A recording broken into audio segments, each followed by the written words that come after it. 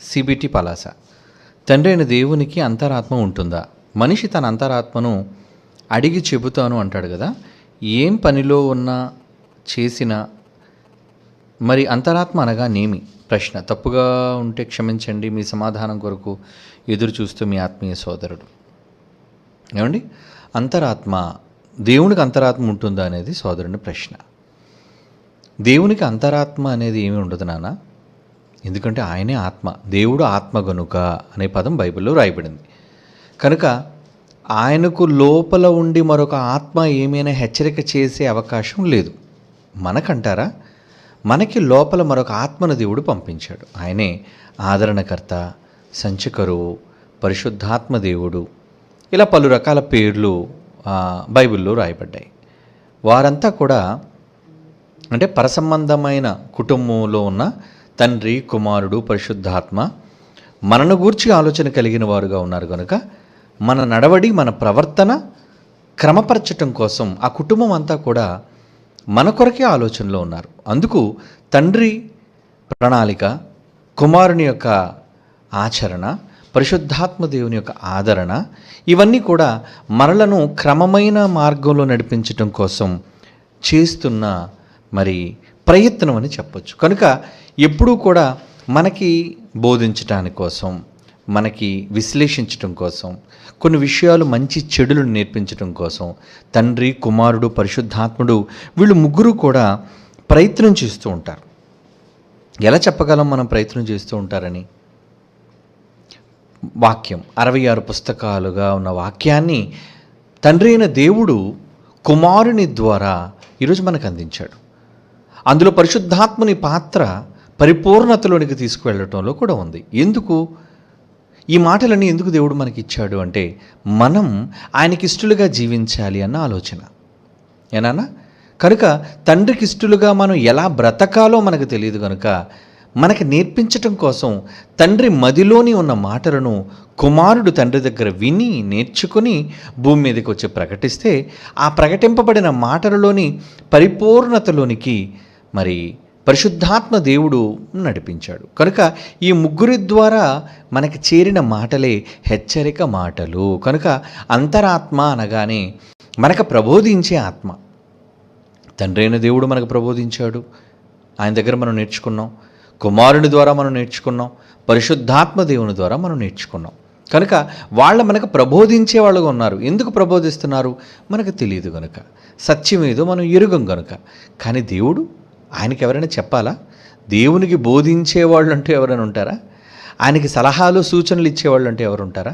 అవసరం లేదు నాన్న. ఎందుకంటే ఆయనే సర్వము, ఆయనే సమస్తము.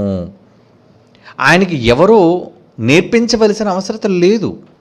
కనుక మనం అంతరాత్మ నాకు బోధిస్తుంది అంటే ఏ ఆత్మ అనుకుంటున్నారో? మనుషులు మాట్లాడే పద్ధతిలో అంతరాత్మ అనగానే మనిషి మనసులోనే ఉన్న ఆలోచనలు. ఎందుకంటే ఏ పనైనా చేయాలనుకున్నప్పుడు మనిషి ఆలోచనలో పడతాడు. చెయ్యాలా వద్దా? ఈ చెయ్యాలా వద్దా అన్న ఈ సమాధానంలో దేనిని ఎంచుకోవాలి అనుకోవడానికి కొంత సమయం తీసుకుంటాడు. ఏమండి? ఒక నిర్ణయం తీసుకునేటప్పుడు, ఒక పనిని చేయాలనుకున్నప్పుడు చెయ్యాలా వద్దా అనే రెండు ఆలోచనల మధ్య కాసేపు ఊగిసలాడుతాడు మనిషి. అలా ఊగిసలాడి మరి నాకు నచ్చింది ఇదేనండి అంటే తను అనుకున్నది చేయటం కోసం, మనిషి తాను అనుకున్నది నెరవేర్చడం కోసం ఇదిగోండి నేను చేయకూడదు అనుకుంటున్నానను లేదా చెయ్యాలి అనుకుంటున్నానను ఒక నిర్ణయానికి వస్తాడు. కనుక రెండు ఆలోచనలు అతనిలో ఉన్నాయి కనుక ఆ రెండు ఆలోచనల ప్రకారంగా ఉండకుండా ఏదో ఒక దాన్ని చూస్ చేసుకుంటాడు, సెలెక్ట్ చేసుకుంటాడు. కనుక దానిని మనిషి సహజంగా అంతరాత్మ అంటాడు. నిజానికి వారికి అంతరాత్మ అంటూ ఏం బోధించవలసిన అవసరం లేదు. కానీ బైబిల్లో మనిషి యొక్క ఆలోచనల విషయంలో మాత్రం రెండు రకాలైన మనస్సులు ఉంటాయనేది మాత్రం బైబిల్ చెప్పింది. ఏనాన్నా?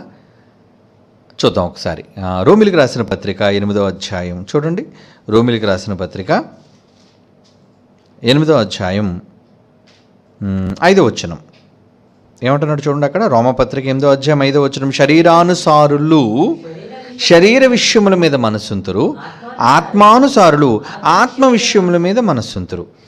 శరీరానుసారమైన మనస్సు మరణానికి తీసుకువెళ్తుందంట. ఆత్మానుసారమైన మనసు జీవమును సమాధానమునై ఉన్నది.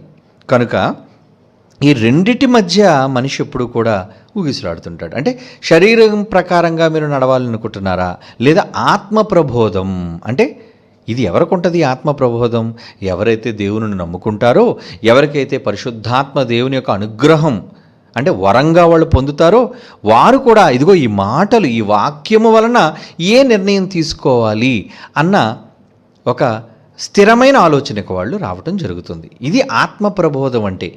మరి బయట వాళ్ళు, బాప్తిసం పొందని వాళ్ళు, బైబిల్ని నమ్మని వాళ్ళు, వాళ్ళకి ఆత్మ ప్రబోధం ఏంటి నాన్న? వాళ్ళకి ఆత్మ ప్రబోధం ఏముంటుంది చెప్పు? వాళ్ళకి చెప్పడానికి ఏ ఆత్మ ఉందని?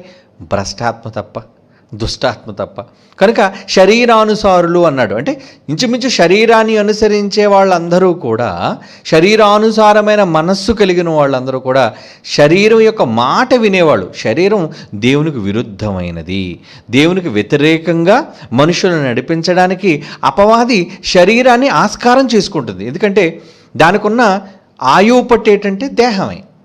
దేహాన్ని లోపరుచుకొని అపవాది మనలను, ఆత్మను తన వైపు తిప్పుకోవడానికి ప్రయత్నిస్తుంటుంది. కనుక ఇక్కడ రెండు మనస్సులు అంటున్నాడు చూడండి. అందుకే 3వ వచనం కూడా చూడండి.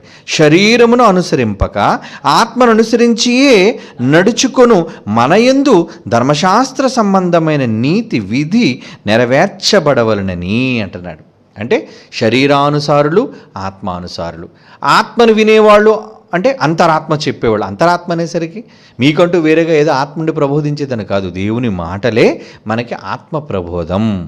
ఆత్మ అయిన దేవుడు చెప్పిన మాటలే మనకి అంతరాత్మ ప్రబోధించే విషయాలు.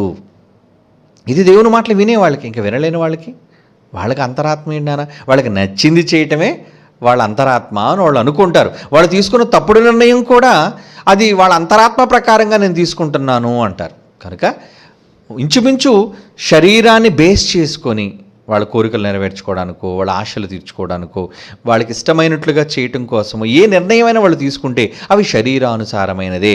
మరి ఆ శరీరానుసారమైన ఆత్మ అది భ్రష్టాత్మే కానీ దైవ సంబంధమైన ఆత్మ కాదు నాన్న. ఎందుకంటే శరీరానుసారమైన మనసు మరణం అన్నాడు, ఆత్మానుసారమైన మనసు జీవం అన్నాడు. కనుక క్రీస్తును నమ్మిన వాళ్ళకి, బైబిల్ని విశ్వసించిన వాళ్ళకి ఉండే ఆత్మ ప్రబోధం దేవుని మాటలు.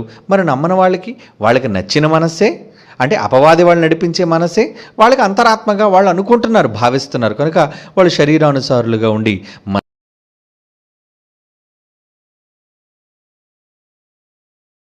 ఏదో అంతరాత్మ ఉంటుంది అనేది మాత్రం కాదు. ఇక దేవునికి అంటారా?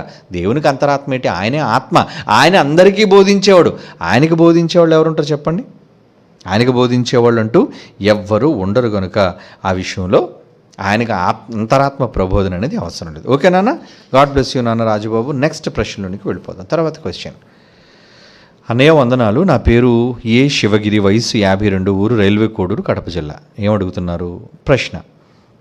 మత్తయి సువార్త 5వ అధ్యాయం 16వ వచనం, ఈ వచనానికి మధ్య తేడా తెలుపగలరు ఏనా? ఓకే, ప్రశ్న ఏంటో చదువుదాం. మత్తయి సువార్త 5వ అధ్యాయము 16వ వచనం.